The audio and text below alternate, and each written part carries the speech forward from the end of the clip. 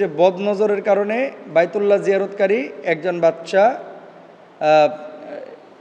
মারা গিয়েছে। সম্প্রতি একজন আরবি মায়ের ছোট্ট বাচ্চা বাইতুল্লাহ জিয়ারতের পরে সে দুনিয়া থেকে বিদায় নিয়ে চলে গেছে। মা বলছে বদনজরের কারণে, কারণ তার ছবি তুলে ফেসবুকে আপ করা হয়েছিল এবং এটাও সোশ্যাল মাধ্যমে ভাইরাল হয়েছে, আপনারা হয়তো বা অনেকেই দেখেছেন। আচ্ছা, তারপরে উনি জিজ্ঞেস করেছেন যে সত্যিকার অর্থেই বাইতুল্লাহ জিয়ারতের ছবি ফেসবুকে কেউ আপ করলে এই ধরনের বদনজর লেগে বাচ্চা কাচ্চা মারা যেতে পারে, এরকম কোনো বিষয় আছে কি না।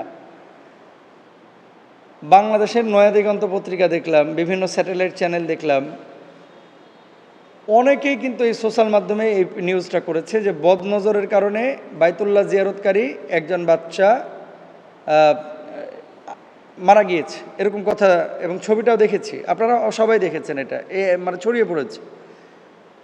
তো বদনজর মানে ঘটনাটা কি ঘটেছিল, বাইতুল্লাহ জিয়ারত করেছে, তওয়াফের পরে এহরাম পরা অবস্থায় বাচ্চাটার ছবি ফেসবুকে আপ করেছিল। বাড়িতে যাওয়ার পরে কয়েকদিন পরে ছাদ থেকে পড়ে বাচ্চাটা মারা যায়।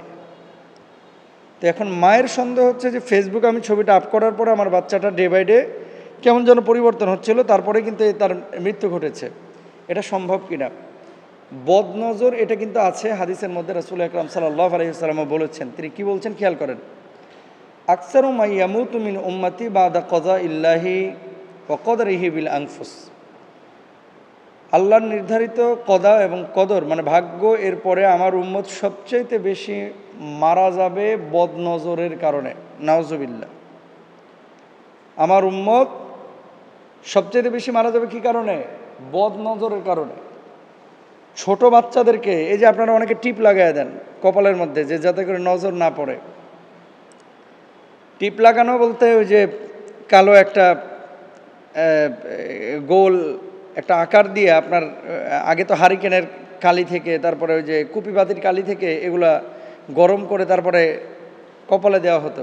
কেউ কেউ বলছেন রাসূল সাল্লাল্লাহু আলাইহি ওয়াসাল্লামের জামানায় এটা প্রচলিত ছিল, নবীজি এগুলো না করেন নাই, বাচ্চা নিয়ে আসা হয়েছে, তার কপালে টিপ ছিল। কিন্তু অধিকাংশ ইসলামিক স্কলাররা এটাকে আবার কুসংস্কার হিসেবে আখ্যায়িত করেছেন, মানে বাংলাদেশে যেটা প্রচলিত আছে।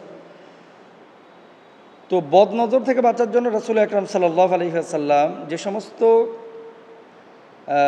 হাদিসের মধ্যে বিষয় আমরা পেয়ে থাকি এবং নবীজি বলেছেন, এর মধ্যে যথাসম্ভব শোভ বর্জন করা, যা প্রকাশিত হবার তা ভিন্ন, কিন্তু নিজে থেকে নিজের সফলতা যথাসম্ভব প্রচার কম করাই ভালো।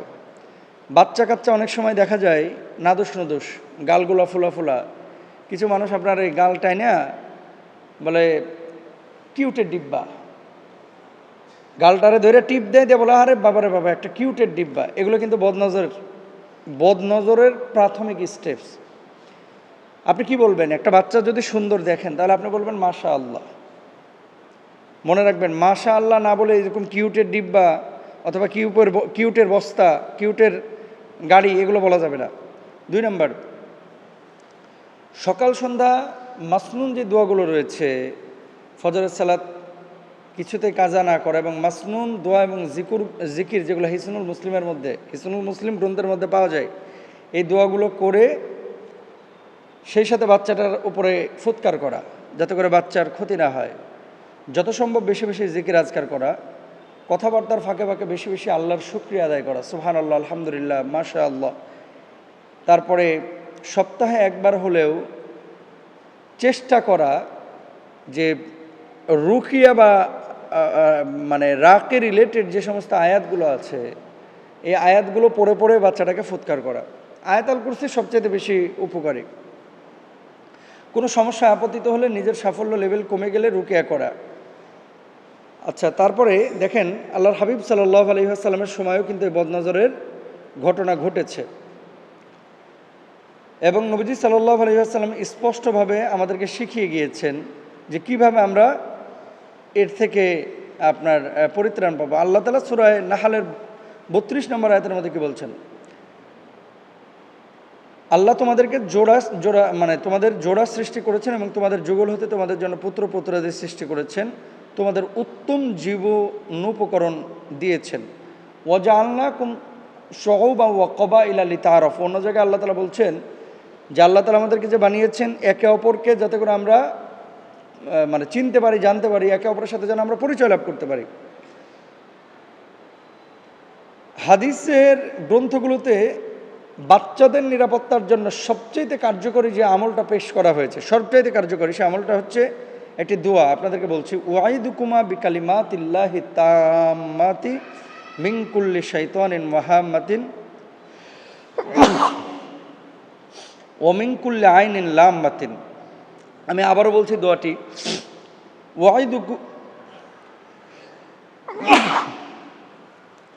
আবারও বলছি দোয়াটি, ওয়াইদুকুমা বিকালিমাতিল্লাহি তাম্মাতি মিন কুল্লি শাইতানিন ওয়াহাম্মাতিন ওয়া মিন কুল্লি আইনিন লাম্মাতিন। আমি তোমাদের উভয়কে আল্লাহর কালামের আশ্রয় রাখতে চাই এবং সব ধরনের শয়তান হতে, কষ্টদায়ক বস্তু হতে এবং সব ধরনের বদ নজর থেকে। বাচ্চাদেরকে মানে সব সময় ফেসবুকে ছবি আপ করবেন না, বাচ্চাদেরকে শো অফ করবেন না। বাচ্চারা একটু সুন্দর হলে অনেক সময় মায়েরা কী করে, আরও এটাকে ভালো করে প্রেজেন্ট করে মার্কেটে নিয়ে যায়, তারপরে খোলা অবস্থায় রাখে, ন্যাংটা অবস্থায় বাইরে ছেড়ে দেয়। এরকম কোনো কাজ করবেন না। আর এই দোয়াগুলো যেগুলো আমি বললাম এগুলো করবেন।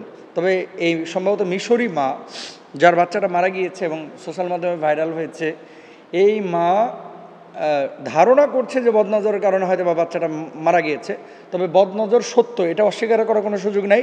কিন্তু এই বাচ্চাটা বদনজরের কারণে মারা গিয়েছে এটা আসলে কনফার্ম বলাটা মুশকিল যে কোনো বাচ্চা যদি মারা যায় তাহলে বদনজরের কারণে মারা গিয়েছে। তবে ক্ষতি হওয়া সম্ভব, এটা হচ্ছে বাস্তব কথা। আল্লাহ তাআলা আমাদের সবাইকে হেফাজতে রাখুন।